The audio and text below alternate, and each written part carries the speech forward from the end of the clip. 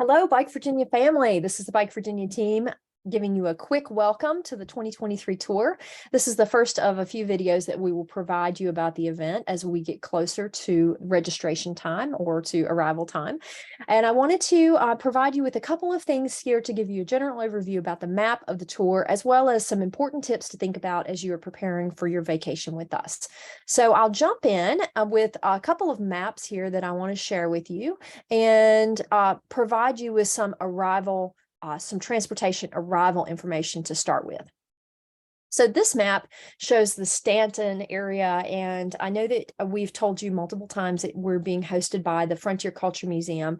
However, at this time, I'd like to point out to you that we are being hosted in a set of remote fields that are owned by the Frontier Culture Museum, however, are not a part of the museum.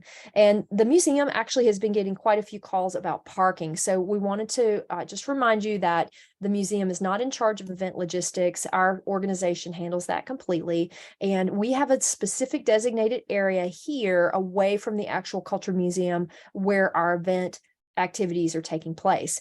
It's also really important to note that the Frontier Culture Museum is in active hosting of their own guests.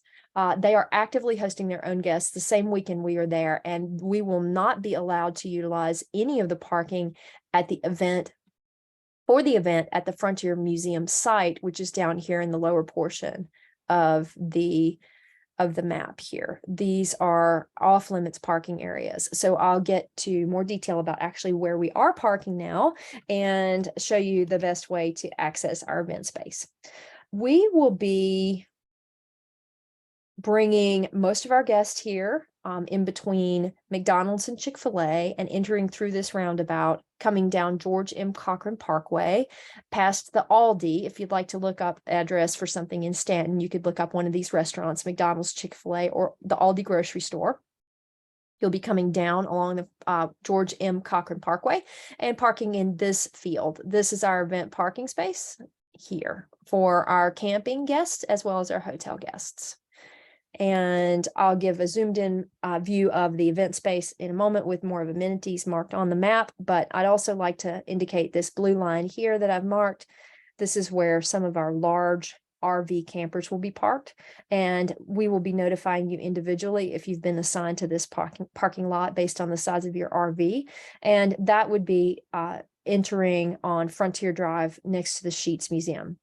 However, we do not want our car guests and our other RVs to utilize Frontier Drive because that would require you to go through a tight bottleneck of space at the Cultural Museum. So we are bringing you in the most efficient way by the Chick-fil-A and McDonald's, down George M. Cochran Parkway, and directly into our parking space here. So with that in mind, I'll show you our general event map and give you an overview of the facilities that we are having on site there.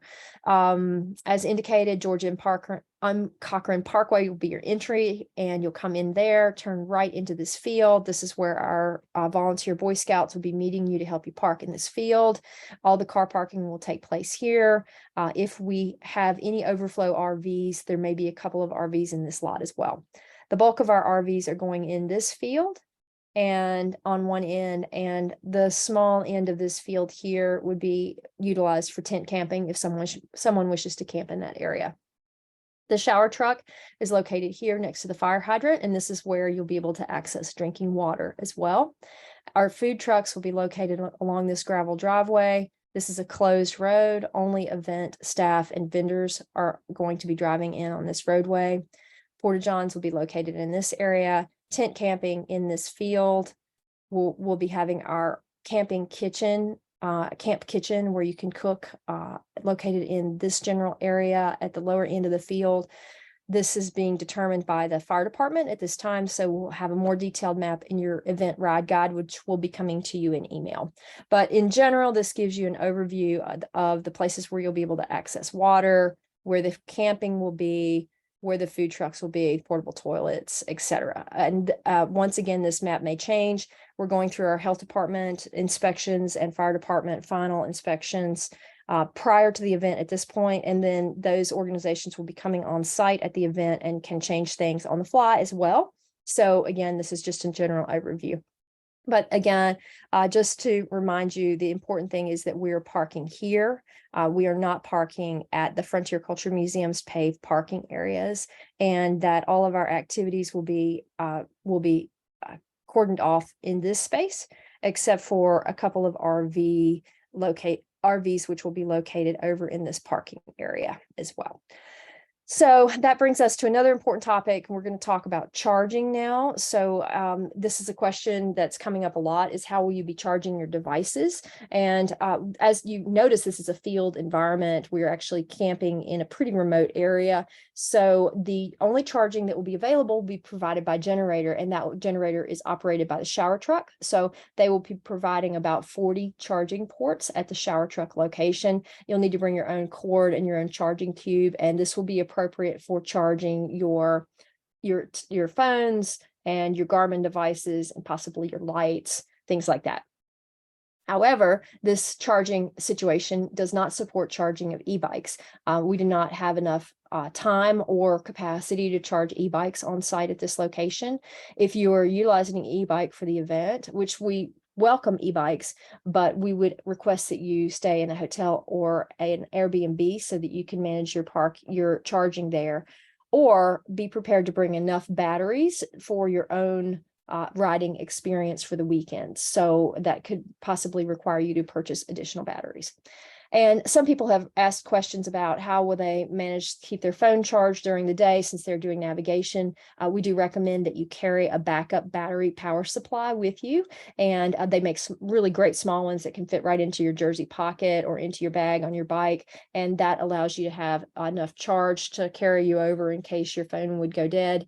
Another great suggestion is to split the navigation detail with some other people that you're riding with, so that not all of you have your navigation running at the same time, or, and you make sure you cut off all other apps that you're not using while you're riding. So just to preserve your battery. But again, just to let you know, we will be charging here. There will be about 40 charging ports. We are expecting about 300 people to camp with us at this location. So it would be important that when you do charge, that you charge and then remove your device as quickly as you can so that other people have an opportunity to charge there. One other thing I'd like to mention at this time is that we do require blinking rear red taillights and a white light on the bike at all times during the event. So this is a good time for you to make sure that you have your lighting arranged. That is part of our event policies, and we're part of your registration process. But just as a reminder, small red blinking light and a small white light on the front of your bike. We found that since we've added those as requirements for our events, that accidents have gone down significantly. So we feel very strongly about that. And again, it is a policy that's required for participation. We'll be sending you more additional information about the riding policies as well as camping policies, and those are coming out in your ride guide, which will be emailed to you within the next few days. One other suggestion I'd like to make at this time is that if you wish to, you could bring some type of rolling cart so that you could move your camping gear from your car parking area over to the camping area. And we do find people use rolling suitcases and rolling carts and all kinds of things to help transport their gear. So that would be something important. And if you do decide to bring any type of shade canopy with you to use in addition to your camping tent, please note that those have to be put down and folded up during the day when you're not there. In case that we have bad weather, we are not able to secure anyone's camping equipment during the day while you're gone. So it's important that you do that as well. So that's a brief overview that I wanted to provide you at this time. Again, we'll be having another video or two coming out as we approach the event with some additional information that will help you for your arrival. And we will also be providing you with an email that is your ride guide, and your ride guide will provide you with the important details about all the arrival times, schedules, activities, policies, all the important phone numbers. It's a very, very robust document that you will find has all the critical information that you need for attending the event. So anyway, thank you so much for listening. I really appreciate your time, and we look forward to seeing you soon.